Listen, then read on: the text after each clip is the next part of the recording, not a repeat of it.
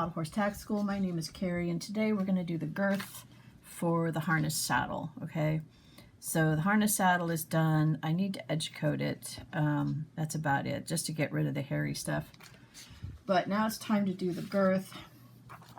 Now on the light harness, there's 3 different ones. The girth, technically you can use any of the girths with any of them, okay, but usually they match. So this girth and that saddle lining matches.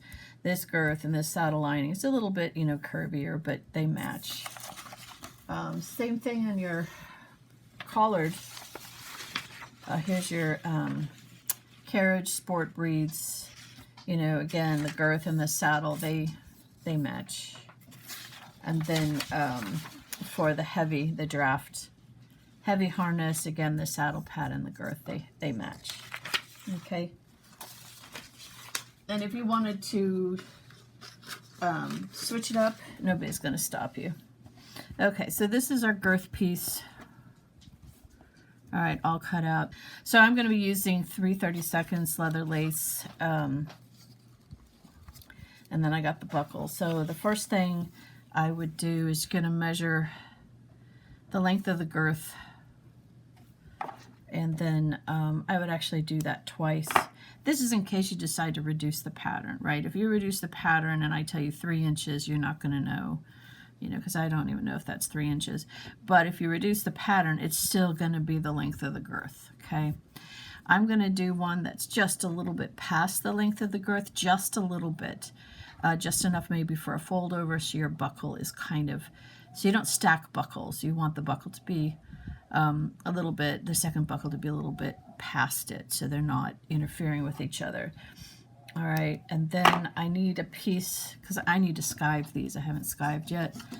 Then we need a piece that's going to go, has a little bit extra and then goes all the way around. So I'm going to say right about there, okay?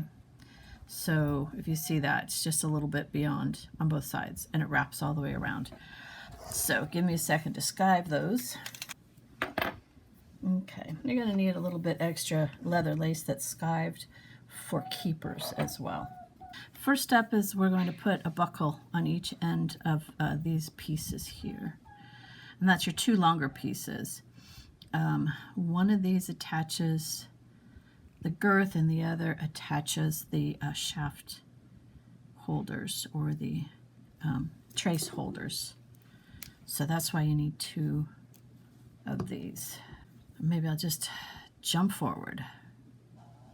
Okay, so my MO when I make tack is I like to get the hardware secured so it doesn't get lost, because sometimes I have to walk away and I've got cats and little pieces. They love to play with the little pieces. So, and before that I had children. So it just became safer if I just secure my hardware first. So with a very small fold over here, I'm attaching the ring. And then we're gonna stick the ring. The ring is sticking out. And then see how that, so I'm measuring for where I'm going to glue, all right? So what I really need is to finger press right here. And this needs to be dead center of your girth, all right? So I'm looking for that finger press right there. And then I'm looking for dead center, wrong side. This is my suede side. And I'm going to I'll go ahead and do this all the way across the back. But I'm going to start with that little finger press. And then bring this around. And you want the ring to hang out just a little bit like that. So I need a touch more glue right here. And then that is the holder. Now this is where you would attach maybe like a false martingale or a tie down. So that's important. Now we need to do four keepers. So 2, 1, 1, 1, 1. And you can do more if you think you need it. I don't know. I'll show you how to do 1 in case you haven't seen any of my videos before. Maybe I'll show you how we do that. So I'll take a little piece off here. Make sure it's the thickness of what's going in there. And so we can do, I'm putting that little piece right on the front, flip it so I'm working from the back. And then your keeper. And you don't want to be too close to the edge of your buckle. You want to be back a little bit. So a little bit there, a little bit there. So I'm not right against it on both sides. I'm leaving some space because you have the thickness of the actual lace. So you have that thickness in there that you have to deal with. So you don't want it too tight. And then I will actually loosen it up a little. So, and now I should be able to pull that out without a problem.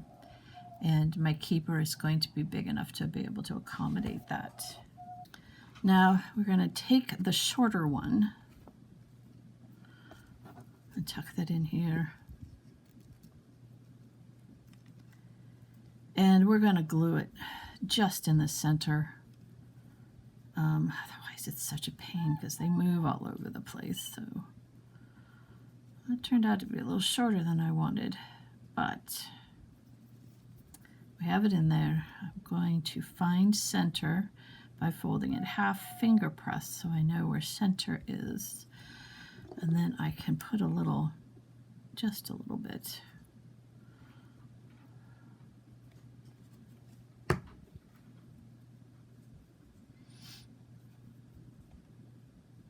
And now right underneath where that is center.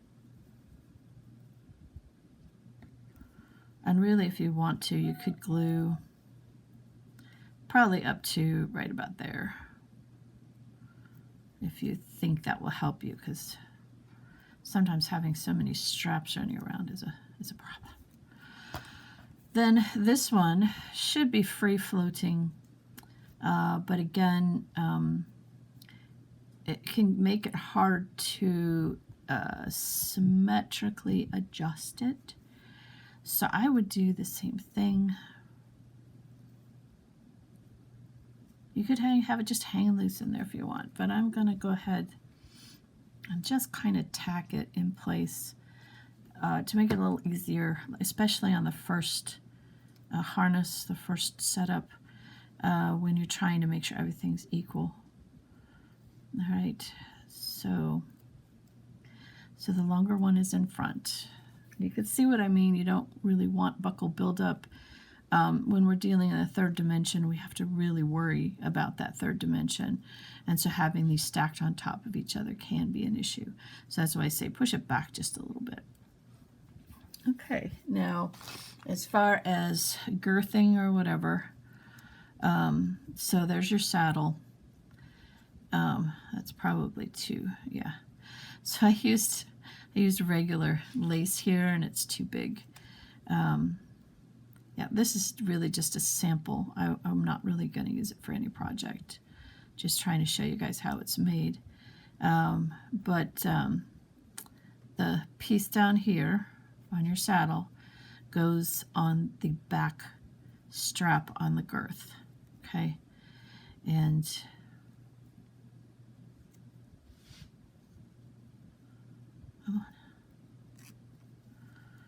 then it would go in here.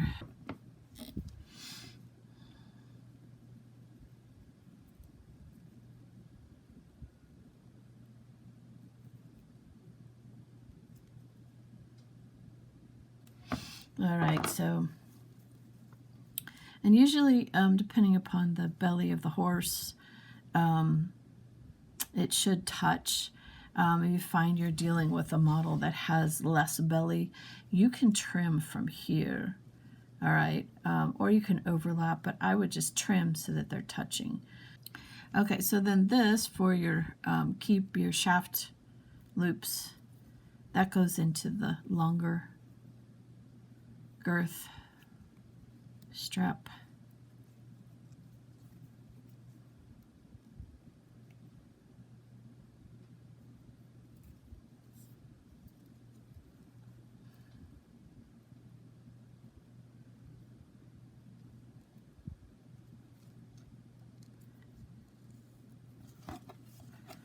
So there you go. If you find this here is too long, you'll need to shorten this strap. But it's going to depend on when you go to tack up. So sometimes well, we'll deal with that at tack up time. But all right, so there is your girth, and it's attached to your saddle like that. So I want to thank you for spending time with me today. Like, subscribe, put any comments you want into the comment section, and have yourself a really good day.